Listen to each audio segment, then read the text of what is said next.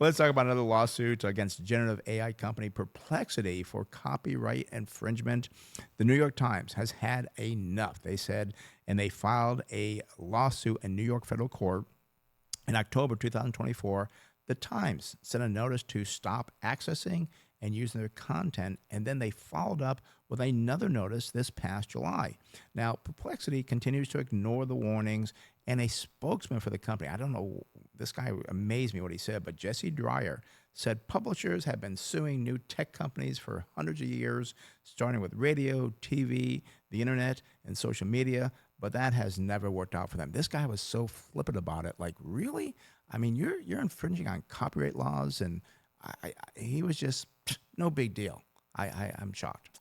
It is interesting because those are all just platforms, right? Like radio, TV, but you still had to create your own content. You're not stealing other people's content. Good point. Yeah. It's a interesting kind of example to use because I do feel like they're very different. The only one I could kind of see is social media because people are then taking it and then sharing out different content.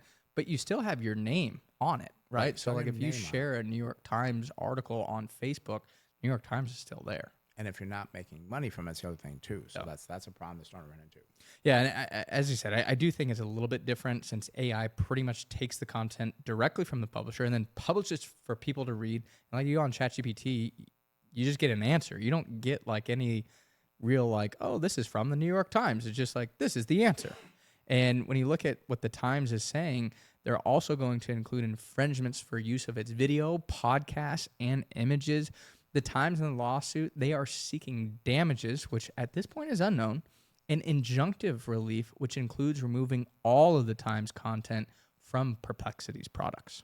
And I just don't know how you get in front of a judge and judge says, sure, it's okay to infringe on their copyrights. That's fine. Steal their product. I think this will be in courts for a while, but I think it will be a problem to where either Perplexity or these other AI companies have to pay for the content that they're using, not just take it for free.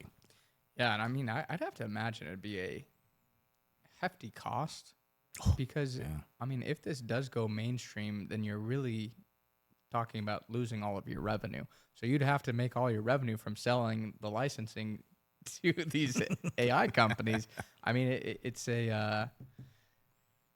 quite the dilemma. I'll put it that way. And then on the other side, we've talked about that a lot of people won't pay very much, if anything, for the AI content. We want it for free, so that could be another problem. But this is going to be a major problem for Perplexity. If they were to lose this case because of the whole AI system pulls information from all across the web, and this would leave a big hole in the end result of Perplexity's information.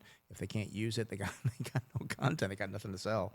The Times is not the only publisher suing Perplexity. You also have lawsuits from Dow Jones and the New York Post as well. So they're really coming from different angles. I think there could be other ones as well, but I didn't see those listed. Well, and my big concern is if one company were to win in court, well, that would then be a major problem for the AI companies. First, it would set a precedent. And other publishers were then likely. So you said maybe there aren't lawsuits yet, but let's say they win.